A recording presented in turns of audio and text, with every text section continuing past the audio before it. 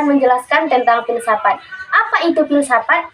Filsafat adalah bidang ilmu yang mempelajari cara berpikir, sikap, hidup, dan nilai-nilai yang terkandung dalam kebijaksanaan. Nah, yang kedua, filsafat secara bahasa.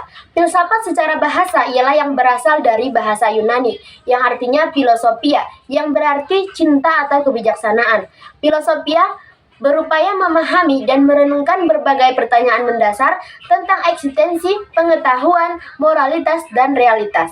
Dan yang ketiga, sedangkan secara istilah, filsafat adalah ilmu disiplin yang mempelajari pertanyaan-pertanyaan fundamental mengenai kehidupan, pengetahuan, nilai, keberadaan, metafisika, epistemologi, etika, dan logika yang masing-masing membahas aspek dasar yang pemikiran realitas. Filsafat berupaya memberikan pemahaman yang lebih dalam tentang konsep-konsep yang sedang dianggap sepele, serta mempertanyakan asumsi-asumsi yang ada dalam berbagai bidang kehidupan. Mengapa manusia berfilsafat? Karena masih ada keraguan atau mencari kebenaran. Jelaskan penyebab berfilsafat dan cara berpikir filsafat. Karena dengan berfilsafat sehingga dapat dikaitkan dengan akal manusia, di mana para pemikir kemudian mencari jawaban pertanyaan mendasar tersebut melalui akal pikir mereka. Nah, yang ketiga, manfaat mempelajari ilmu filsafat. Yang pertama itu dapat mengembangkan pemikiran secara kritis, yang kedua dapat keterampilan berargumentasi, dan yang ketiga adalah dapat memecahkan masalah, yang keempat dapat meningkatkan moral dan etika, yang kelima dapat meningkatkan kreativitas. Nah, relevansinya dalam kehidupan sehari-hari adalah yang pertama pengambilan keputusan, interaksi sosial, yang ketiga kritis terhadap informasi, yang keempat diskusi yang sehat, dan yang kelima pengembangan karakter. Yang selanjutnya adalah perkembangan filsafat di zaman Yunani. Perkembangan filsafat di zaman ini ada beberapa tahap. Yang pertama, filsafat prasokrotik, di mana abad ke-6 sebelum Masehi, filsafat seperti Thales, Anaximander, dan Herodotus mulai merancang penjelasan nasional untuk fenomena alam, beralih dari mitos ke pemikiran logis yang tentang asal dan pemikiran komposisi materi. Nah, yang selanjutnya adalah filsafat Yunani kuno, di mana filsafat ini adalah mulai dari 6 sebelum Masehi sampai 600 Masehi. Nah, kelahiran filsafat diawali dari abad ke-6 sebelum Masehi yang ditandai oleh runtuhnya mite-mite atau dengan yang selama ini menjadi pembenaran setiap gejala alam. Yang pertama adapun beberapa tokoh. Yang pertama yaitu Socrates mulai dari 470 sampai 399 sebelum Masehi. Yang kedua adalah Plato, di mana Plato adalah dimulai dari 427 sampai 347 sebelum Masehi. Dan yang selanjutnya adalah Aristoteles. Aristoteles dimulai dari 384 sampai 322 sebelum Masehi. Filsafat Helenistik atau abad ke-3 sebelum Masehi hingga abad ke-1 sebelum Masehi. Baik, yang selanjutnya saya akan menjelaskan tentang filsafat pada zaman pertengahan. Di mana filsafat pada zaman pertengahan adalah ini terdapat periode yang membuat perkembangan filsafat tidak berlanjut, yaitu masa skolastik. Kristen hal ini dikarenakan yaitu pihak gereja membatasi para filosofi dalam berpikir, sehingga ilmu pengetahuan terhambat dan tidak bisa berkembang.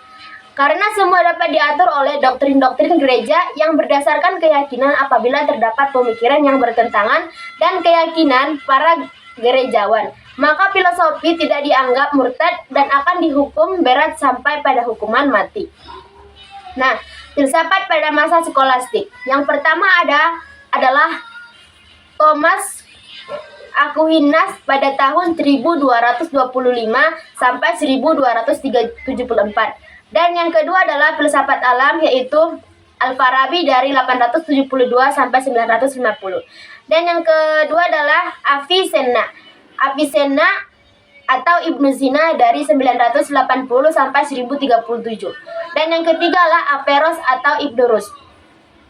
Dan yang selanjutnya adalah filsafat Judaisme. Filsafat Judaisme yang pertama itu adalah Maimonideisme atau dimulai dari tahun 1135 sampai 1201. Dan yang kedua adalah filsafat Kristen yaitu Augustine dari Hippo atau filsafat pada abad pertengahan seringkali berfokus antara iman dan akal, serta bagaimana dapat melengkapi. Nah, yang selanjutnya adalah filsafat modern, di mana filsafat modern ini dapat masa kebangkitan Renaissance, merupakan periode yang menandai pergeseran besar dalam cara berpikir dan fokus pada rasionalitas, empirisme, dan individualisme. Yang pertama adalah zaman modern pada abad ke-17 hingga abad ke-19. Yang pertama itu adalah perubahan dalam cara berpikir yang dunia dan manusia. Yang pertama itu adalah pemikiran secara rasional, di mana pemikiran secara rasional itu yaitu pengetahuan dapat diperoleh melalui akal. Dan yang kedua empirisme, yaitu yang menekankan pentingnya observasi sebagai sumber pengetahuan. Dan yang ketiga adalah filsafat etika dan politik, yaitu yang mengkaji hubungan antara individu, negara. Dan yang keempat adalah kritik terhadap tradisi, di mana tradisi ini menekankan pada pentingnya pengalaman dan kategori pemikiran dalam pemahaman.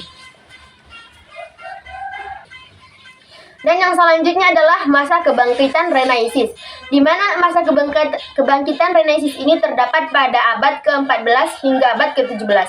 Masa Renaissance ini adalah masa kebangkitan seni, ilmu pengetahuan, dan pemikiran yang mengedepankan nilai-nilai humanisme. Yang pertama itu adalah seperti humanisme, kritik terhadap dogma, perkembangan ilmu pengetahuan. Dan selanjutnya, periode filsafat zaman modern umumnya dianggap berakhir pada abad ke-19. Menandai pergeseran ini adalah munculnya atau filsafat Ibnu seperti eksistensialisme dan positivisme, serta perkembangan dalam ilmu pengetahuan yang kritik terhadap ide-ide tradisional yang telah mapan.